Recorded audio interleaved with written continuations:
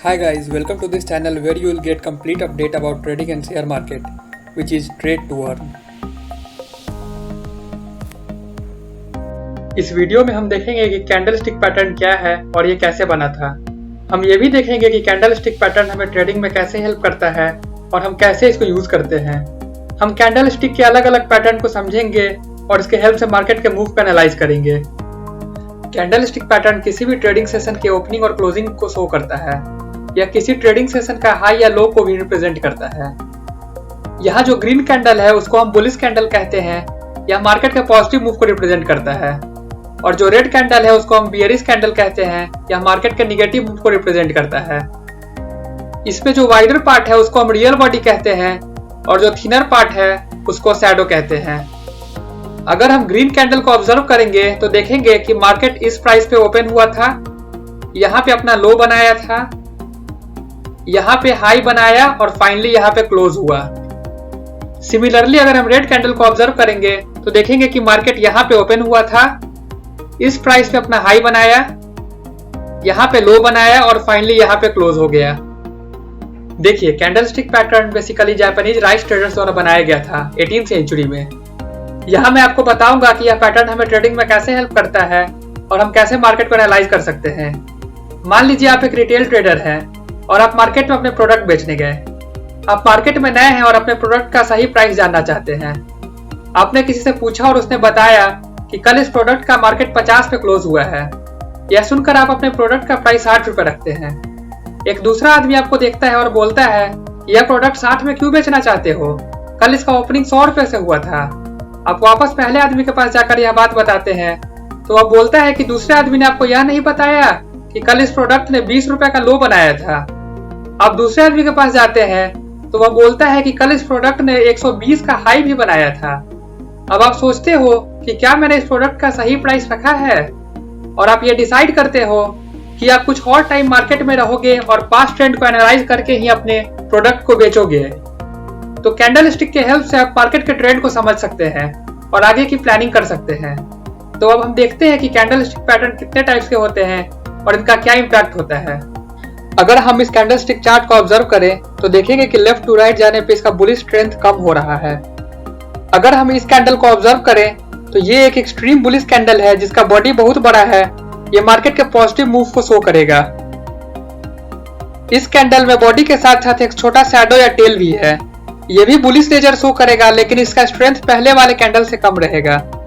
उसी तरह इसमें बॉडी छोटी है और टेल बड़ी है, तो इसका स्ट्रेंथ और कम होगा। इस कैंडल में ऊपर और नीचे दोनों साइड शैडो है, तो इसका स्ट्रेंथ सबसे कम होगा। और फाइनली ये एक न्यूट्रल कैंडल है जिसमें कोई बॉडी नहीं है और दोनों साइड इक्वल लेंथ का शैडो है। अगर हम राइट साइड की ओर जाते हैं तो इसमें रिलेटिव बियरिश स्ट्रेंथ स्ट्रांग होता जाएगा और ये candle extreme bearish nature show करेगा जो मार्केट के निगेटिव मूव को रिप्रेजेंट करेगा। अब हम कुछ पैटर्न देखते हैं और उससे कंक्लूजन निकालते हैं। ये है मॉर्निंग स्टार। इस पैटर्न में एक बड़ा रेड बॉडी और एक बड़ा ग्रीन बॉडी के बीच में छोटा सा कैंडल होता है। ये जनरली तब आता है जब मार्केट में बियरिश मूव हो या सेलिंग प्रेशर ज्यादा हो। अगर मार्केट में डाउन ट्रेंड चल रहा है तो ये पैटर्न जनरली अप ट्रेंड लाता है। इसे कहते हैं इनवर्स हैमर। ये बुलिश पैटर्न को शो करता है। इसका बॉडी छोटा होता है और शैडो लंबा होता है। अगर मार्केट में सेलिंग प्रेशर चलता आ रहा है तो ये बाइंग प्रेशर इंडिकेट करता है। मींस अगर मार्केट में डाउन ट्रेंड शो हो रहा है तो इस पैटर्न के बाद अप ट्रेंड शो होगा। इस पैटर्न को हैमर कहते हैं। ये भी एक बुलिश पैटर्न है जिसमें बॉडी छोटी होती है और शैडो लंबी होती है, लेकिन इसमें टेल नीचे की तरफ होता है। ये पैटर्न डाउन ट्रेंड के बाद बनता है और ट्रेंड रिवर्ट कर सकता है। अगर मार्केट सेलिंग प्रेशर के कारण नीचे जा रहा हो तो हैमर शो करता है कि अब बाइंग प्रेशर आ रहा है और मार्केट ऊपर जाएगा। इसे 3 व्हाइट सोल्जर्स पैटर्न कहते हैं। यह 3 कंसेक्यूटिव ग्रीन कैंडल से बना होता है जिसमें बाद वाला कैंडल पहले वाले से बड़ा होता है। ये एक्सट्रीम बुलिश सिग्नल शो करता है जो डाउन ट्रेंड के बाद आता है। ये बताता है कि मार्केट में बाइंग प्रेशर है और मार्केट ऊपर जाएगा। ये हैंगिंग मैन पैटर्न है और ये हैमर का बियरिश फॉर्म है। ये जनरली अप ट्रेंड के बाद बनता है और शो करता है कि बाइंग प्रेशर के बाद मार्केट में अब सेलिंग प्रेशर बन रहा है। इस पैटर्न के बाद हम डाउन ट्रेंड एक्सपेक्ट कर सकते हैं जो कि मार्केट को नीचे ले जाएगा। इसी तरह शूटिंग स्टार भी हैमर के शेप का ही होता है, लेकिन ये अप ट्रेंड के बाद आता है। जबकि हमने देखा कि हैमर डाउन ट्रेंड के बाद आता था। यह दिखाता है कि बाइंग प्रेशर के बाद अब मार्केट में सेलिंग प्रेशर आ रहा है, जो मार्केट को बियरिश बनाएगा और नीचे ले जाएगा। Bearish engulfing pattern generally up trend के बाद आता है और बेसिकली इसमें दो कैंडल को देखा जाता है। पहला कैंडल ग्रीन होता है जिसका बॉडी छोटा होता है और दूसरा कैंडल रेड होता है जिसका बॉडी ग्रीन कैंडल को पूरी तरह इनगल्फ किए रहता है। ये शो करता है कि बुलिश मूव ने अपना पीक अटेंड कर लिया है और अब मार्केट डाउन ट्रेंड शो करेगा। बुलिश इनगल्फिंग बियरिश इनगल्फिंग का अपोजिट होता है और ये डाउन ट्रेंड के बाद बनता है। इसमें पहला कैंडल रेड होता है जिसका बॉडी छोटा होता है और दूसरा कैंडल ग्रीन होता है और ये रेड कैंडल को पूरी तरह कवर किए होता है। ये शो करता है कि सेलिंग प्रेशर के बाद मार्केट में बाइंग प्रेशर आ रहा है और मार्केट ऊपर जाएगा। 3 ब्लैक क्रोज को हम 3 व्हाइट सोल्जर्स का अपोजिट कह सकते हैं। इसमें 3 कंसेक्यूटिव रेड कैंडल्स होते हैं जिसमें बाद वाला का बॉडी पहले वाले से बड़ा होता है। ये स्ट्रॉन्ग बियरिश नेचर को शो करता है और दिखाता है कि मार्केट में भी डाउन ट्रेंड रहेगा। इवनिंग स्टार मॉर्निंग स्टार का ही बियरिश फॉर्म है, जिसमें एक बड़ा ग्रीन कैंडल और एक बड़ा रेड कैंडल के बीच छोटा सा कैंडल होता है। ये इंडिकेट करता है कि अप ट्रेंड रिवर्स होने वाला है और मार्केट में सेलिंग प्रेशर आने वाला है, जो मार्केट को नीचे ले जाएगा।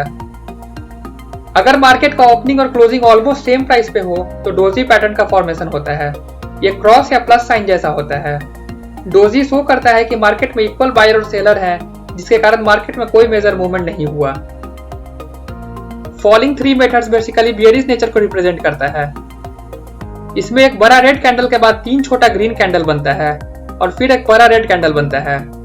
जनरली तीनों ग्रीन कैंडल का टोटल लेंथ रेड कैंडल के बराबर होता है और ये डाउन ट्रेंड को शो करता है।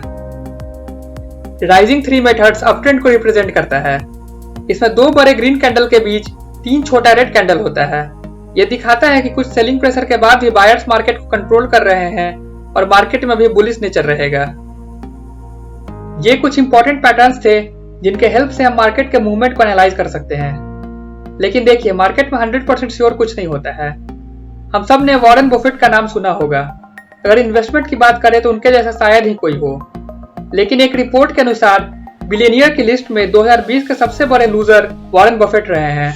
अगर उनसे मार्केट समझने में गलती हो सकती है तो हमसे तो होगी ही। लेकिन हाँ, हम कैंडलस्टिक पैटर्न पे 80% यकीन कर सकते हैं और जब भी लगे कि प्रिडिक्शन हमारे अगेंस्ट जा रहा है तो हमें कम से कम लॉस में मार्केट से बाहर आना होगा। अगर हमारा कैपिटल सेफ रहा तभी हम आगे इन्वेस्ट कर सकते हैं। तो जब भी आपको ऐसा पैटर्न दिखे आप एनालाइज कीजिए। कैंडलस्टिक पैटर्न आपके टेक्निकल एनालिसिस को आसान कर देगा और आप इजीली ट्रेड कर सकते हैं। अगर आपने इस वीडियो को एंजॉय किया तो इस चैनल को सब्सक्राइब करना ना भूलें और आपका एक लाइक मेरे कॉन्फिडेंस को डेफिनेटली बूस्ट करेगा। अगले वीडियो में मैं आपको सपोर्ट और रेजिस्टेंस के बारे में बताऊंगा। अगर आपने सपोर्ट और रेजिस्टेंस को समझ लिया तो आप ट्रेडिंग में पहला स्टेप रख सकते हैं। तो वीडियो को देखना ना भूलें। Thank you.